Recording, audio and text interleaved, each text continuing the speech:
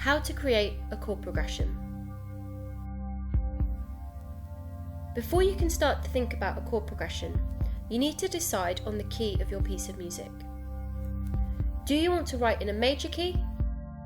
Or do you want to write in a minor key? What kind of atmosphere are you trying to create in your composition? There are lots of different key signatures to choose from, but remember, if you choose one with too many sharps or flats, it will be more difficult to compose. Once you have decided on your key signature, you can then write out the scale for that key, which consists of 7 notes. But make sure you remember the sharps and flats that are associated with your chosen key signature. For example, if we are composing in G major has 1 sharp, which is F sharp. So the 7 notes of the scale would be G, A, B, C, D, E, and F sharp. To find the 7 notes of the scale, I have simply moved up the musical alphabet from the root note, which in this case is G. Each one of the notes in the major scale has a chord. To find the notes in the chord, you simply start on the first note, for example G, miss out a note, which would be A, and go to the next note, which would be B. So the second note in the first chord is B. You then do the same thing and start on B. Miss out the next note, which is C, and then the next note would be D. So the notes in the first chord of G major are G, B, and D.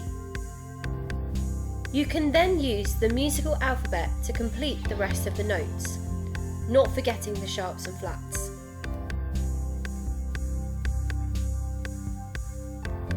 This is what the chords of G major look like on the stave.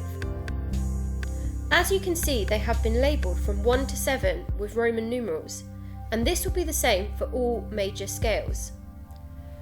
We use uppercase Roman numeral numbers to represent major chords, lowercase to represent minor chords, and the small circle represents diminished chords. The first, fourth, and fifth chords of the scale are the primary chords, and they are the chords you should use the most in your chord progression.